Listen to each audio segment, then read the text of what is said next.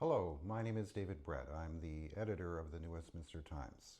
It's my pleasure today to have with me leader of OneBC, MLA for Vancouver-Quilchena, Dallas Brodie. Dallas, thank you so much for joining us today. And thank you for having me. This is great. Well, it's been quite a Christmas time for you. Maybe for our viewers who are not fully up to date on the status, your status right now, and the story with OneBC, what's the latest on OneBC right now? Well, OneBC suffered, kind of a blow in December, a big blow, which was really out of the blue for me. But we lost. We were a two-party. We had two MLAs in the House, and now we just have me. And I'll explain what that means later. But really, the bottom line is I retained control of the party, and a group of people who had been working for the party stayed, and we're continuing to move the party forward. And we've been having lots of meetings getting ready for the spring session and events that we're planning throughout the spring. I am sad that the party broke up.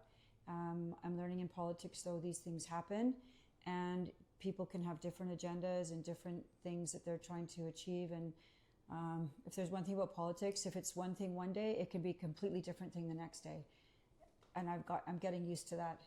So I still think that OneBC has an important role to play, and that's why I held on to the party.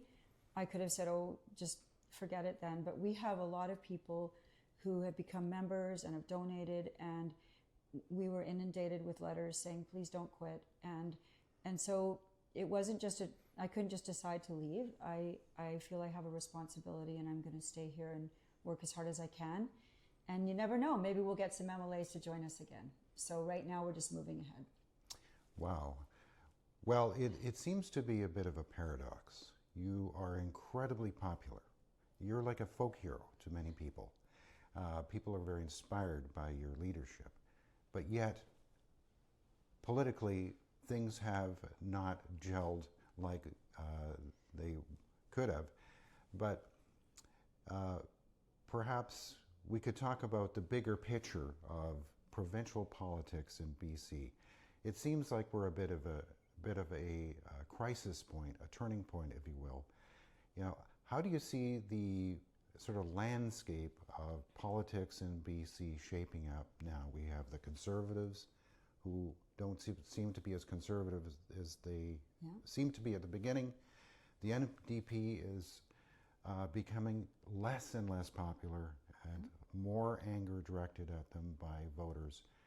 How do you see the lay of the land in provincial politics right now? Well, there's no question we're in new territory. And I hear this even from people who have been in the legislature working for decades, and journalists and so on. They've never seen a legislature like this. The temperature in that room when we're all there is hot. It is, I'm new to the legislature. I expected some degree of, animosity and vigorous debate and so on. But it feels very personal in there. And we've got an NDP that I hear from insiders that is quite fractured itself. It's got its own problems, and not everybody's happy with the direction of the ideology of David Eby and his inner circle. And then with the Conservatives, of course, it's a very fluid situation right now, and unstable as well, because from the very beginning, that party, which I ran for, was supposed to be a conservative party, which was mostly developed with sort of beginnings of the freedom movement, and then more people coming on who wanted just smaller government. And it was a really solid conservative group. And while we were all campaigning, they started getting rid of one by one different what you would classify as sort of the real conservatives who were in our group, and started sort of filling the backloading with very liberal people. And I've even said a couple of times, there are a couple of people in that caucus that should have really been with the NDP. Not with even the former BC United. They should have been in the NDP. And so the problems in that caucus appeared very quickly in the caucus meetings, explosive arguments, people swearing at each other, crying, screaming. It was men yelling. It was unbelievable. And people, the whip yelling at people. Like, it was, I've never been in meetings like that before. And I've been working for 40 years in different workplaces. I had never seen anything like that in my life. So now we've got the Conservative Party, the NDP, and then 5 independent MLAs now. And I don't know how this is going to play out, but it's certainly going to be more interesting than it usually was, where one side all votes this way, one side all votes this way. Oh, and I forgot the 2 Green members too. So we've got 2 Greens, 5 Independents, the BC Conservatives, and then the NDP. That's an interesting group. And I do think that things are shifting in terms of the mood, because some people who might have formerly voted NDP like the things they hear I'm saying, and I'm supposed to be the way over here on the right. I don't see it that way, and I'll talk to you about that later. But they're relating to the things I'm saying about all this woke, the cultural Marxism, the woke thinking, critical race theory, radical gender theory, climate alarmism, you name it. All of this stuff is not appealing to a lot of people who consider themselves just normal British Columbians and want things to just resume some type of normalcy. So there is a lot of shifting going on. And then there are a lot of people who are coming out of the woodworks now who have really never been interested in politics at all, but who are motivated by the extremes that are happening in our political system right now. And, you know, people like to call me the extremist. What I'm saying is actually very middle of the road when you look at the policies being pushed by the NDP. Like, I'm not the one saying that 14-year-old girls should be allowed to have their breasts cut off. I mean, that's radical stuff. That's like, if you were doing that to animals, you know, there would be a societal outrage. And there are and teaching children that they should be, you know, identifying themselves in schools depending on their skin color and their ancestry and all of these things. That's radical. People don't like this kind of radicalism anymore, and I think they just want a return to some semblance of normalcy, and not to mention safety, and a hospitable business climate. So let's talk about that for a minute. I suppose the playbook of the, quote, right in BC has been to, quote unquote, unite the right to the BC Liberal Party, and followed by the BC United, being this big tent party that sought to distance itself from hot button social issues so as to gravitate to the middle to defeat the NDP. Has that paradigm completely fallen apart now? Because, as you say, it's interesting that John Rustad himself was cancelled by the BC Liberals. Yep. He was booted out. Yes, he was. So it seemed that, like as you say, there was a bit of a turning of the tides. You have someone who was formerly cancelled for, you say, his position on the environment. Yeah. And it seemed that the public were very encouraged by the backlash against cancel culture. Yes, they were. So what happened? Why did that not follow through?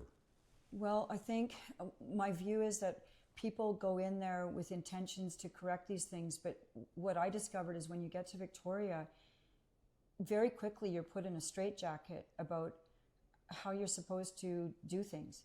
And all of the fight you had, or the hopes you had for really coming in and making a difference with this team you think you're with, it starts to evaporate really quickly, and people seem to focus more on playing it safe than actually standing up and having really rigorous debate in that room, in that chamber. Like, I felt, for me, it felt like we started with this wide open space that we could all talk about all these issues. And then as you get over there, the curtains close and there becomes this little slice down the middle that's safe to talk about. Totally safe to talk about fentanyl overdoses and how the government's not doing enough. That's safe. That's a safe topic because, well, everybody pretty much would agree with that. Our healthcare isn't doing well. That's also easy to talk about. But as soon as you get into some of the more, the cultural issues, which I think for one of the first times in history, the cultural issues are becoming as important as the economy to a lot of people. They do not want the majority of British Columbians do not want their children being taught radical gender theory in their elementary and high schools. They don't want it. They want to get back to basics. But on that issue, you go to raise it and you get in trouble. You can't say that, you can't use that word, you're not supposed to say that. And yet all the people out there watching are wishing you would say it. And then they sit there just like I used to, being frustrated. Why aren't you talking about the things that's driving everybody crazy? Because they get scared and they're worried about re-election and they don't want to let the party down. They don't want to say something that will get the attention of the media, because they'll jump on you, criticize you, beat you up, pummel you around, throw you around like a rag doll, and then out the back door. And so nobody wants to be that person. Believe me, it's not fun. Yes. Well, just let's talk about the media for a minute. Okay. We won't mention any names of anybody. No, we won't mention names. But there are certain people within the media who seem to love to stir the pot and create this sense that, well, there you go, the conservatives. You got all of these radical, hard right people within the party, and it's going to break apart and break down. And then this wisdom that, well, you're going to lose all the young urban voters if you talk about these issues, so therefore we can't. Yeah. So is all of that sensitivity around social issues like gender, like you just mentioned, and other kind of woke concepts like the environment or Indigenous issues, aren't we past that now? Can the right side of the House sort of come to grips with the fact that this playing it safe on social issues is not cutting ice anymore? I wish they would. But I'll tell you one thing I noticed is that when my former colleague, and still my colleague, Tara Armstrong, the High Court in the United Kingdom made this startling decision a year ago that, yes, a woman is a woman, okay? That went through 6 years of trial in the UK. And it was a lawsuit that was supported by J.K. Rowling. It was brought by some Scottish women. And it had to do with chair people on boards in Scotland. And they didn't want transgender people taking the legislatively assigned number of female positions on this board. So that's how it got started. But ultimately, the next day, MLA Armstrong got up and asked the question, will you now tell us what is a woman here in the ledge? That question was super important because our Supreme Court of Canada looks to the UK Supreme Court first before they look to the US Supreme Court. This is where we get a lot of our common law from. So it's a very important case. And no one in the legislative press gallery even reported that this happened. I was in shock. I'm like, you guys have got to be kidding me. This is a major issue all over the world right now. You've got an MLA who stood up and asked this question, and you pretended it didn't even happen. And I've learned that that legislative press gallery, they control what the people read in the Vancouver Sun, the province, and what gets on to CKNW, CBC. They control. And so if it's not appearing in those papers, it's like it never happened. And so a lot of things are happening in that legislature that the people, the average person, unless they're paying really close attention, watching shows like yours, watching podcasts and digging in and taking the time, they're not hearing about these things.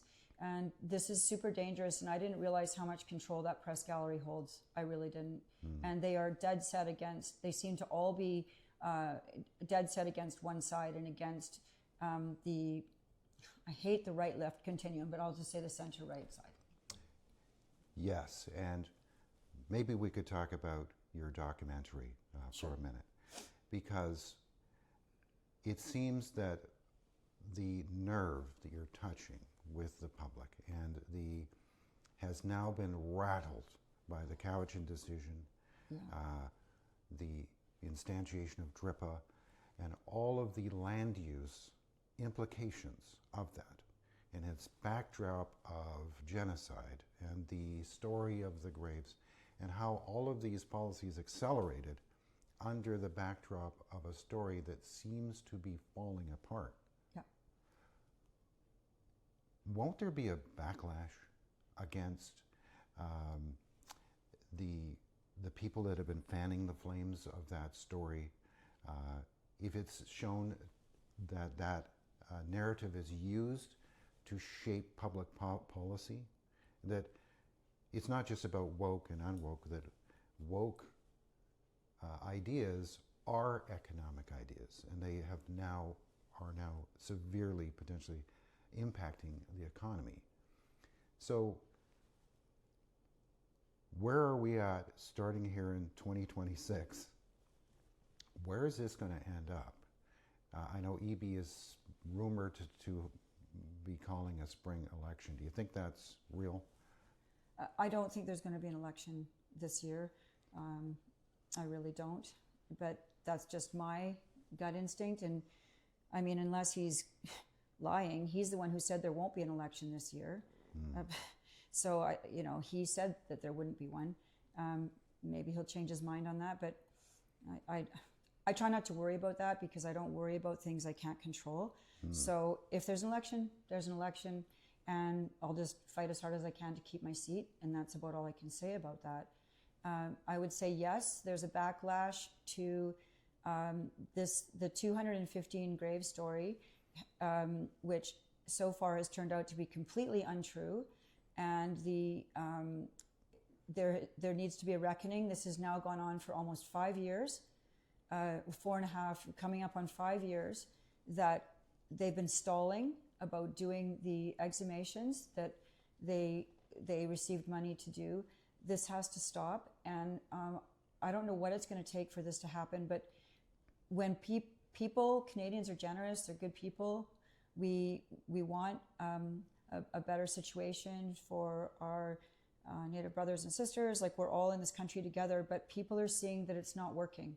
And the money, the uptick in the money spent on that file has been staggering since the announcement of the 215, and all of the things that happened in the aftermath of that, which were never properly investigated, such as 100+ churches vandalized and burned to the ground, flags flown at half-mast for 5 months, Canada being labeled a genocidal state and then criticized by Iran, China, and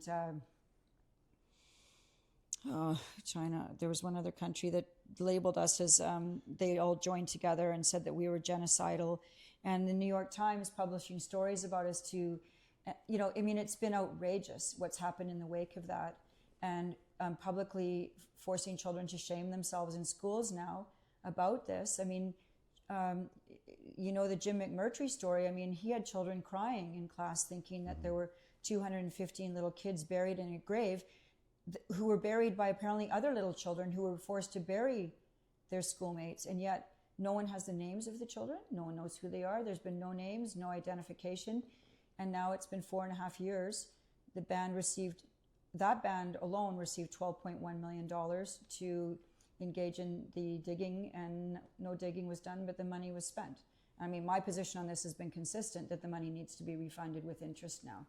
It was earmarked for a specific purpose. It wasn't used for that, so they need to refund the money. And then if they're prepared to do it in the future, then they could perhaps be refunded or get more funding for it again. But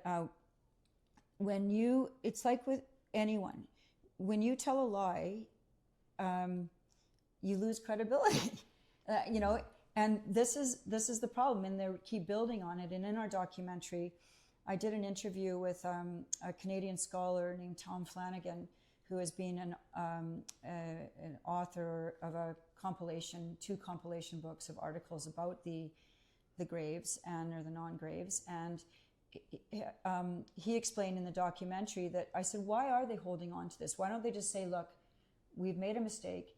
It was wrong. There aren't there. But he says, because they're afraid if they do that, he said it'll pull pull apart at one of the cornerstones of the whole thing that they're trying to do, which is to get more and more money and rights.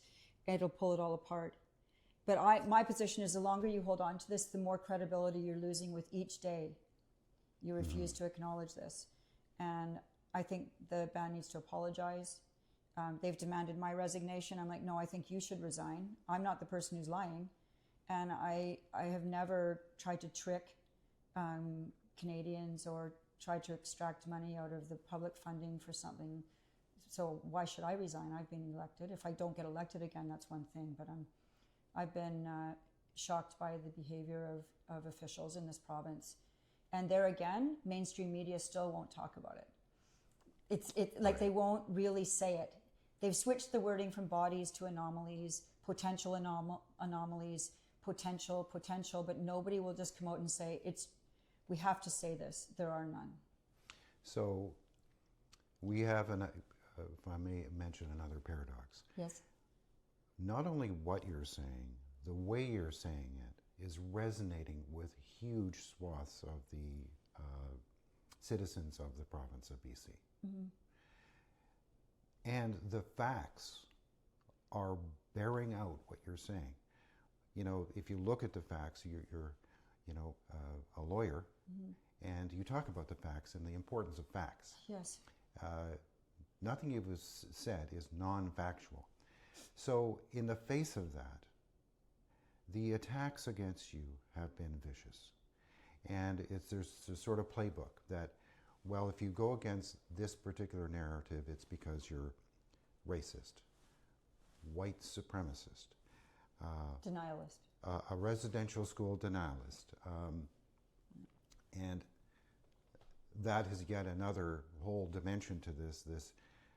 The onslaught of attacks have seemed to be designed to kind of turn you into a pariah, mm-hmm. someone who can't be listened to or shouldn't be listened to. Correct. Isn't that kind of backfiring? Well, it's like anything. Who's the expression? I think it was either Carl Jung or Nietzsche said, "What you resist persists." Right. And so the more they resist this story, the more it's going to persist, because truth, I always think of sort of a beach ball that's under the water. It's going to come to the surface no matter how hard you try and hold it down. Eventually, it's going to come up, and the truth just lies in wait. And it's waiting, and it's waiting. It's not going away. It'll never go away. And eventually, the truth will be known and come out. And I think in the world we're living in right now, people are craving truth. I know I am. I can tell when politicians are lying to me. As soon as they play this little game, oh no, they say, don't answer the question you're asked, just pivot onto something else. If they ask you about this, nod your head, stall for a second, and then pivot to another topic. And the people are too stupid to see that you've pivoted. Oh no, they see it. They notice when you're pivoting. And if more politicians would simply say, you know what, I don't know what we're going to do about that bridge that's falling down, but I'm going to be looking into it really well, instead of trying to avoid the topic of the bridge falling down. Mm-hmm. That's what people are starving for right now. And I know I am. And I'm not a typical politician. I'm not here to have a lifelong pension.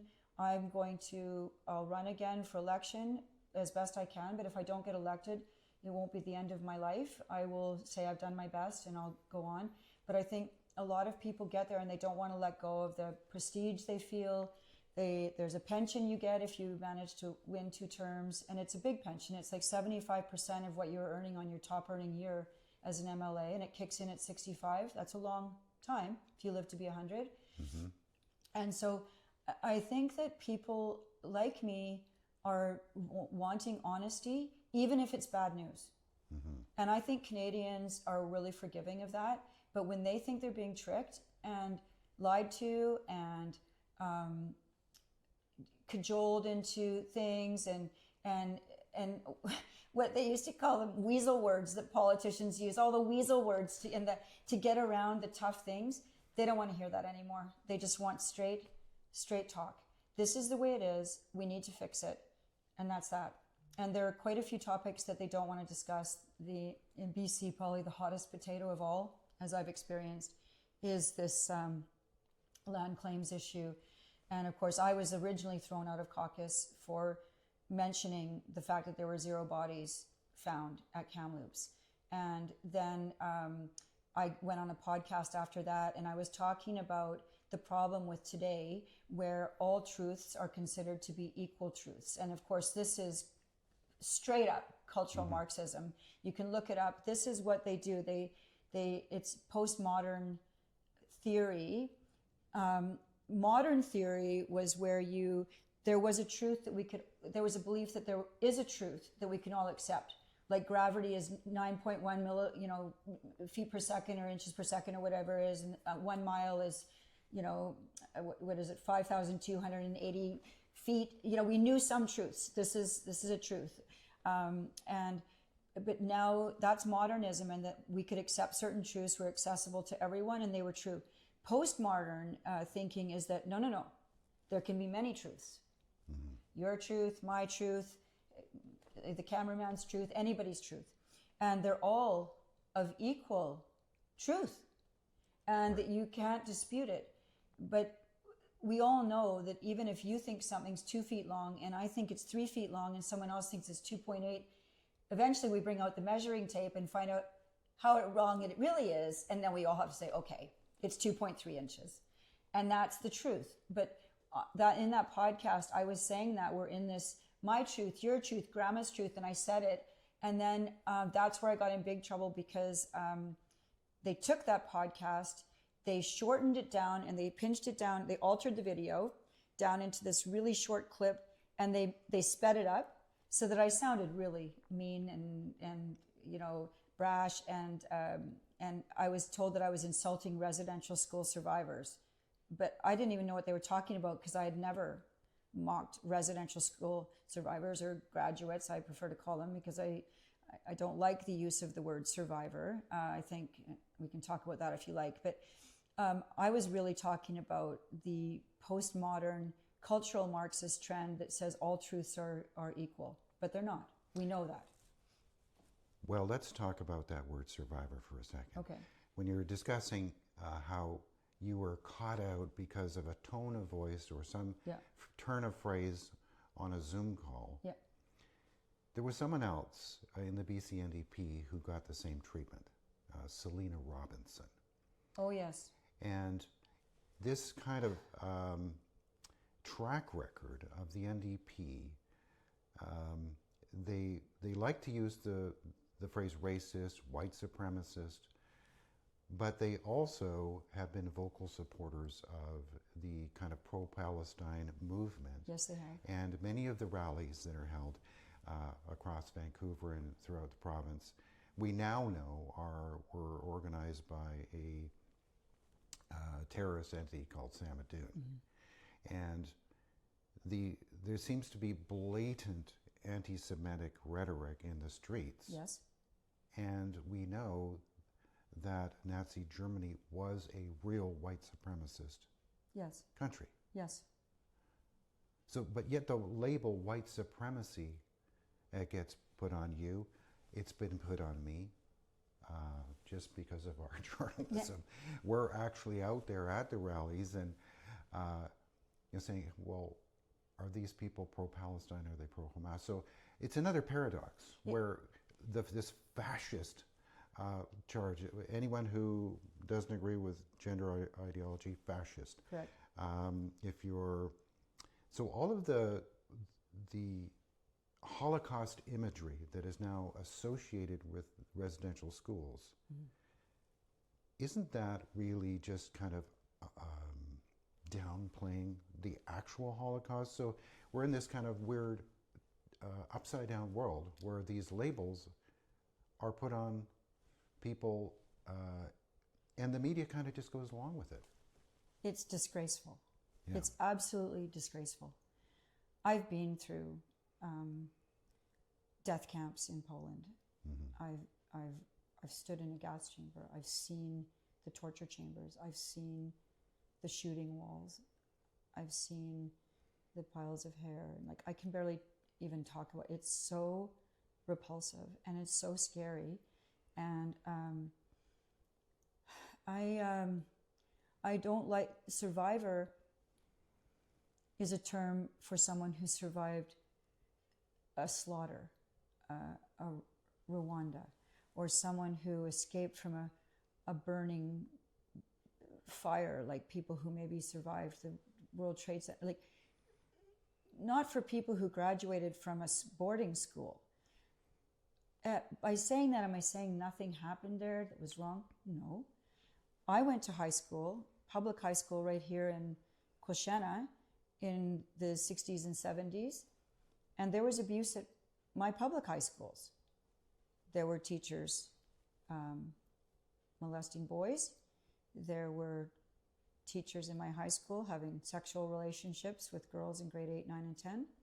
And I'm sure there was a lot more that I wasn't aware of. And in my elementary school, boys were still getting the strap.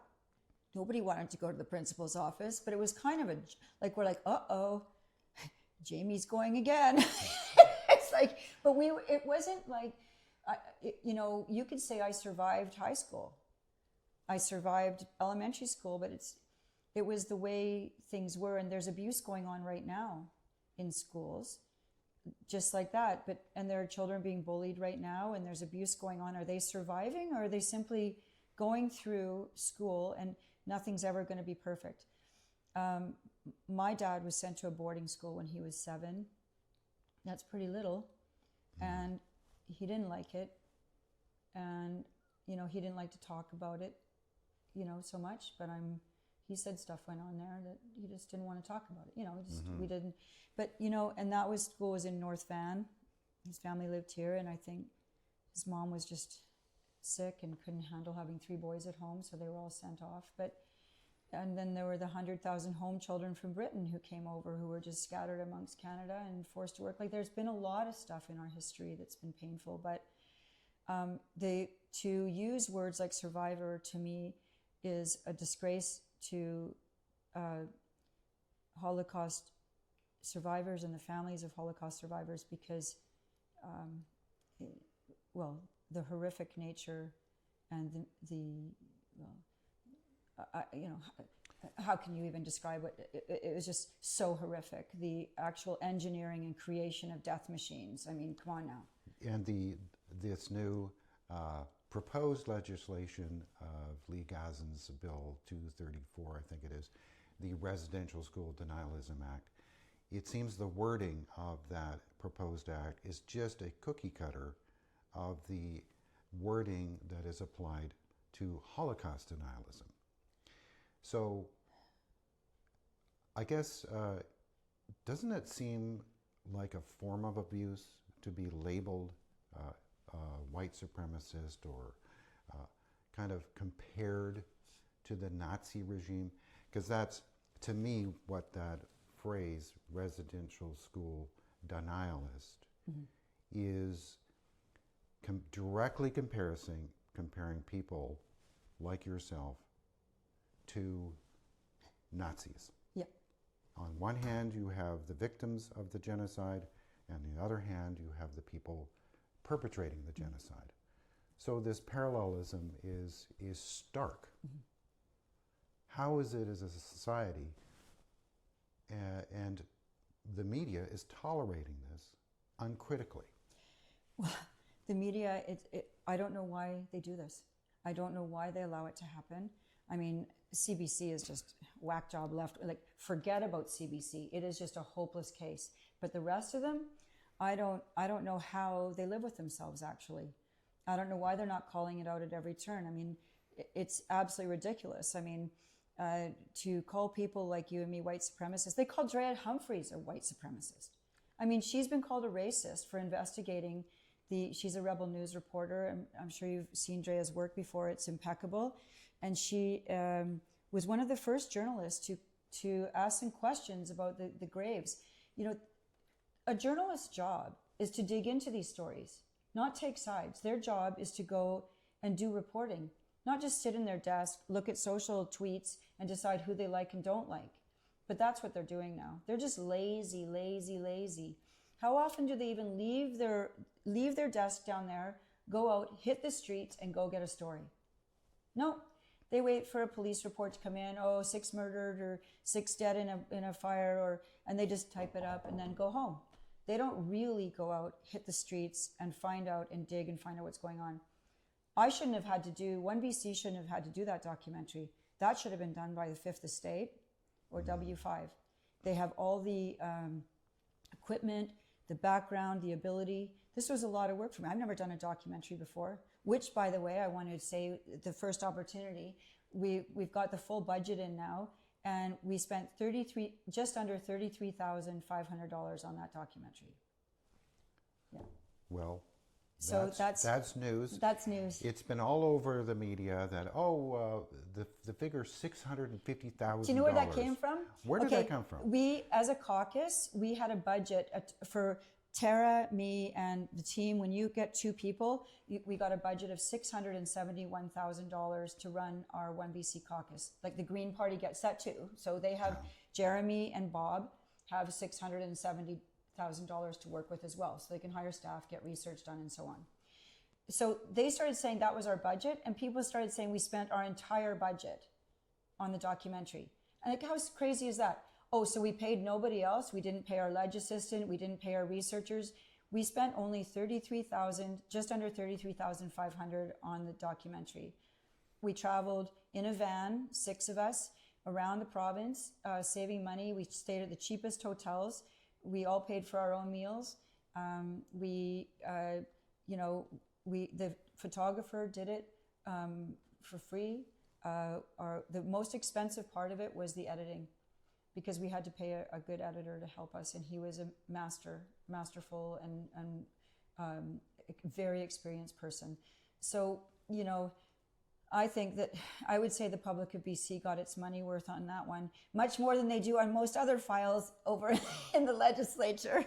Well, thank you for sharing that, because I watched the documentary and I thought the editing is great, and the way the story moves along is very good. But people who are in the media understand production values. They understand what things cost now and how much you can do with a small budget. Yes. So why wasn't the media scoffing at these allegations of the $650,000? Why were they allowing that kind of completely bogus narrative to sort of play out? You're hiding something. The people in the media know how much it costs to send a drone up and take some drone shots, or to do editing, or, you were doing the narrating. Yeah. Right? You didn't hire Lyndon McIntyre. a superstar. Yeah, superstar. Editor or narrator to work on this. So why has that kind of allegation been allowed to percolate out there? Easy answer to that one. Because they want me to be gone. They want me to be hurt. The media can't stand me being there. I can feel it. Some of them are friendly to me one-on-one, but they can't stand what I'm bringing up in the House. Listen to David Eby. How did this person even get into the legislature, as if I should actually be in a jail somewhere? This deplorable, disgusting, horrible, mouth-breathing, knuckle-dragging troglodyte is in the legislature, and she shouldn't even be in here. And then he would point at John Rustad and say, "It's your fault for bringing her in here. You allowed her to be a candidate." This is what goes on in the House, and the press gallery feels the same way. They don't want to give me any oxygen because they're fearful, and I know they're fearful. Which is why, I believe there was foul play in terms of even what just happened with our party. They're trying to take us down, take me down. There's a huge recall campaign scheduled against me. Everybody's really excited about that. There's one against David Eby too, but the media doesn't care about that. They just like to talk about what's happening with Dallas Brodie. And so, I just will keep doing my work and keep going, but I find it repugnant. It's like, why don't you just report what's going on and let the people decide what they think of the story, instead of you making up their minds for them. It's not the way it's meant to be. And these people are not elected. They have not been elected by anyone, all of those legislative guys. So who are you to be controlling the public conversation? Right. You should be reporting on it and letting the people decide, or run for office. Run for office, Von Palmer. Run for office, Keith Baldry, thank you. Run for office, Rob Buffum, and all you people run for office. If you want to be, and Stephen Quinn, all you guys, run for office. You're pretending you're not playing politics. You're fully involved in the political game. And you're tipping the scale constantly in one direction. And, you know, like, how has Mike Smith invited me on his show yet? No. No. Why? They like to criticize me, but they like to talk. We were just talking about this morning in a meeting. They like to talk about me, but they don't want to bring me on to talk to me, because I will say stuff like this and their heads will blow off their shoulders. They won't know what to do, because their audience will actually hear some real speak for the first time, instead of just gobbledygook, happy talk that everybody's supposed to go back to sleep and pretend nothing's happening. But the good news is, I think that British Columbians are wide awake right now. The Cowichan decision, even though I could have seen that coming 20 years ago with the first ruling, the Delgamuukw decision from the Supreme Court of Canada, when the hearsay evidence rules were thrown out, I thought, this is a disaster. But everybody used to think it was going to be land somewhere up there. Doesn't affect me. But now it's right here. As they say, right up in your grill. Now you can't avoid the reality of what's happening. And so, and I really think it's wrong for the Premier to say they will now compensate landowners who have lost value in their homes or can't get mortgages. They'll compensate them. Oh, that's not your money, David. That's other taxpayers now compensating other taxpayers for your bad policy. And don't tell me this was an unexpected consequence of that decision. You're the one who gave the written directive to your government lawyers not to make the strongest argument, which is extinguishment. You told them they were not allowed to make that argument anymore in court. And Jody Raybo-Wilson, the federal AG at the time, did the same thing to the federal lawyers. The federal government lawyers and the provincial government lawyers were not allowed to argue extinguishment, which basically is the argument that once you bought a fee simple title, that extinguished all of their rights into perpetuity, over. And now they're saying, nope, that fee simple title is subjugated to Aboriginal title. And what is Aboriginal title? Nobody really even knows what that means now. But anyway, I mean, you know that file pretty well, so. Well, maybe to wind up, I'll ask you one more question. You mentioned David Eby.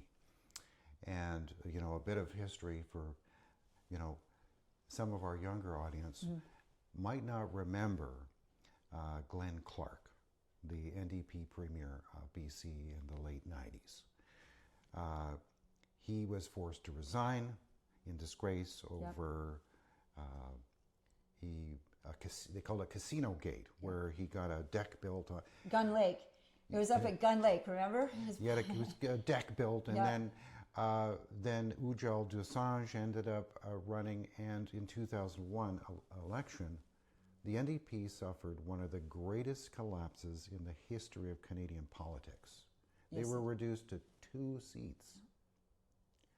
Could David Eby be the Glenn Clark of the NDP? Could he kind of repeat that? Could the support for the NDP, because of all the kind of earthquake of his, what people are now waking up to, his Indigenous policy to sort of give away land use everywhere, could we see a total collapse in the support of NDP, and that be the story, rather than, oh, well, let's all unite the right as the only strategy to defeat the NDP? Isn't it possible the NDP could defeat themselves, and there's just too much hand-wringing on the right side of the House over social issues? I can only hope and pray that this is the end of the NDP. This party, the last 8 or 9 years, we have seen the wholesale destruction of British Columbia. We are in an economic collapse. The money, big capital is leaving. no new capital is coming. This is bad. And I hope that they are thrown out. They deserve to be thrown out. They have been reckless, and they have run their policy based on ideology rather than being pragmatic about what works best for all British Columbians. Super dangerous. Ideology is dangerous. You need to go with what works. Their job is to make sure there are bridges, roads, services, power, providing the baseline for everybody to live their lives and let us live our lives, get out of our lives. But you're supposed to provide the services, just what we need to get us so that we can all operate our lives. And they have not done that. They want to control you. They want to force your behavior. They want to tell you what kind of car you should drive. They want to tell you how many toilets you should have in your house. They want to tell you how much water you should use when you're having a shower.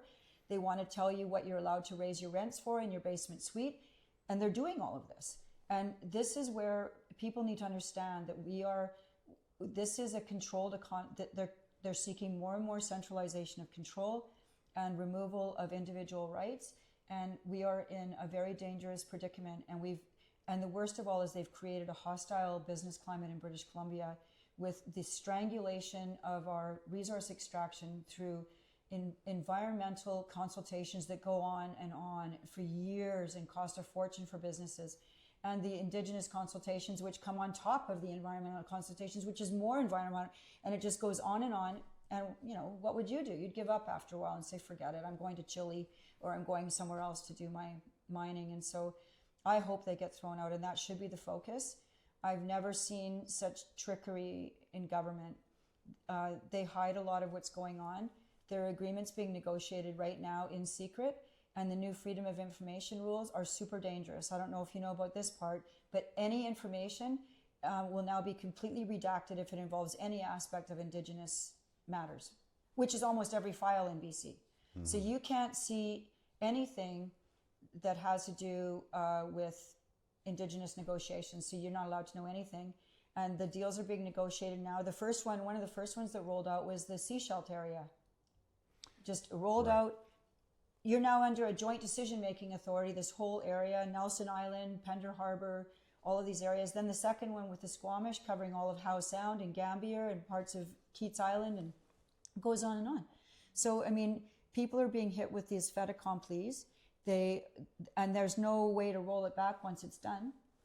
That's not democracy, David.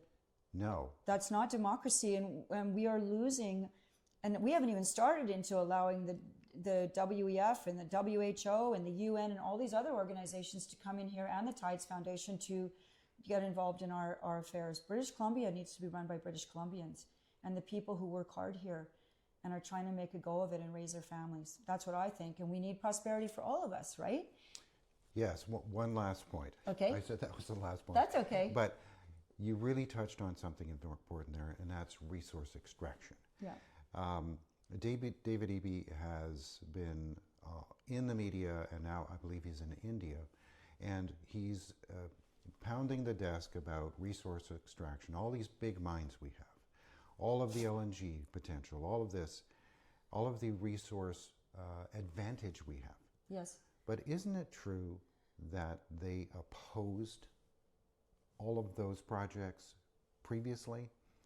The mines were found and developed based on a different set of rules that he's now put in place. So all of these, the natural gas that was discovered, which is now feeding the LNG facilities, the environmental activist wing of the NDP, which he was championing, they were laying down in front of the tractors and tying themselves to trees, and it was going to be over their dead body. Yeah. But now that all of this resource wealth has come kind of manifested, he wants to take credit for that. Do you think that's going to cut ice? Especially, and this idea of land use planning, if the playbook continues to roll out where Indigenous people are given a veto, let's face it, that's what's happening. Yes, it is. It's not just... Oh, it's a veto. Yeah, mines, all projects, all pipelines, anything. It's all about free, prior, informed consent. In other words, a veto. How are we ever going to get to kind of realize the benefit of these resource wealth that we have with this kind of veto power, just like a extorting the money out of the project? Yeah. I know. Well, this is the problem. UNDRIP, which is the overlying document from the UN, which is the mother of DRIPA, that was brought into BC. By the way, we're the only jurisdiction in the world who did that, aside from Bolivia, and it's been a disaster there too. The UNDRIP stands for three main things. Number one is all land back, all land, not just. And by the way, I'm not just worried about private property. I'm worried about 95% of BC is Crown land. That's got to stay in the Crown's possession. It shouldn't be up for grabs either. So all land back. The second one is a veto over everything that happens on those lands. And the third is indefinite funding of all the things they need to do to get what they want from those lands. Mm-hmm. So without industry, first of all, there's not going to be any money to pay anybody for anything, let alone these payments that they want. We won't even be able to have hospitals. So we're already feeling that. And we're in an $11 billion deficit right now. So it's a really, it's a major problem. And for him to now saying he wants resource extraction here, it's a little too late, isn't it? Mm-hmm. To be saying before they were just these big bad polluters. And by the way, anything we do pollutes. Making the batteries for electric cars pollutes. And guess what? After a while, those batteries go dead and they need to be replaced. Where are they going to be put? Everything has an impact. Mm-hmm. And we try and reduce impact, but everything we do, unless we run around with, with no clothes on and no houses and just, skip around through the woods and we live like, wolf packs, it's not going to be, we're going to have an impact. And so we, even building a house has an impact. So I think it's going to be difficult for him. He's really in a jam. Mm-hmm. And, I wouldn't want to be him. I really wouldn't. But I think this is what happens when you get out over your skis with ideology and think that you're going to be the nice person.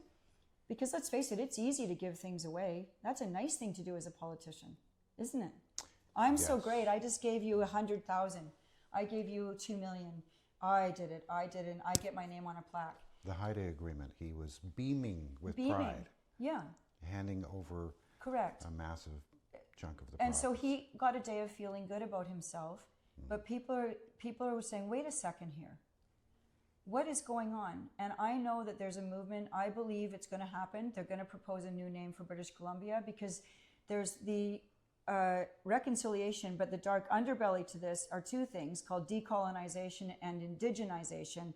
And that's why we're seeing street names change, bridge names changed. And, this is where we are going to see a change of the name of British Columbia. I've heard it's going to be called the Coast Salish Territories. And the name Vancouver will be this is where we're headed with the ideology that we were a wrong move. And David Eby's even said it, that we need to correct the mistake of colonization. I don't know how you do that without removing transmission lines, taking away dams, and are we going to take everything away that European, the Industrial Revolution brought to Canada? I mean, that's transmission lines. That's basics, yes. Plumbing. So what do we do with that? With all these manifold problems just outlined, yes, isn't it more convenient for them to make you the scapegoat and kind of create this kind of image of this sort of to point the finger? So as a strategy, my thinking is it's not going to work. It's not going to work because, like you said before, the more people kind of come at you, the more popular you seem to become. Because you are speaking, what you're saying is resonating with a large chunk of the population. So I know your time is valuable, and I thank you very much for the time you've given to the New Westminster Times today. I really appreciate it. And all the best in this next season. When is the House coming back? February 17th. And can I say one last thing too? Yes. I actually have a really optimistic outlook for BC. If we can do this course correction that needs to happen pretty much immediately and pray for a good result in whatever next election happens, this province, I've had businessmen say to me, like brilliant businessmen and women, they could turn this around in a matter of weeks. It's not hard. It just needs to be done. There will be some painful cuts here and there, but it's doable, but we need to act quickly. And I believe that BC could be probably the most prosperous place, one of the most prosperous places in the world. And I also dream of a province where there's no sales tax and no income tax. Like, so we could be a tax-free zone, and why not? We can do it if there's a will and the people want it. We can move forward on that, and I really believe in this province. I'm doing this fight because my ancestors, as you see in the documentary, they were here building when it was just logs and mud. And I can't turn my back on that. I could leave Canada too and just go and, sit on I don't want to do that. I think I owe that. People fought in wars to give us what we've got here, and we have to fight to restore our province, and I think we're going to do it. I really do. One last question. Yes. If some miracle were to happen and there was a door opened where you could run for the leadership of the Conservative Party or whatever entity is there, yeah, and have an opportunity to be the Premier of the province, all things being equal, not that, would you do that? Absolutely. You think of it? Absolutely. I never take a stand on things. I keep a soft edge so that you can always maneuver, and you've got to be nimble in life. You've got to stay nimble and adaptable. You can never, even in our personal relationships, it's never good to say, I will never speak to you again. You can't, that's a really unhealthy approach to life. You need to, I remain open, and I think that's really important. And right now though, my job that I'm doing right now, I think is very important. Mm-hmm. And everybody can be mad at me, but I'm sort of old enough that I don't care now, and I'm fighting for British Columbia, and I'm fighting for my kids. And I really feel like what I'm saying is important, even if I take the hits. But yes, I would do that, yeah. Okay, well, there we have some news. Well, thank you very much again. It's the New Westminster Times. If you like the journalism we're doing at the New Westminster Times, you can support our endeavors. You can go to our website, newwesttimes.com. There's a little button up in the right-hand corner. It says support our work. Any kind of, if you'd be so inclined, any kind of support you might be able to throw our way would help us to continue doing what we're doing, and is much appreciated. Thanks for watching today.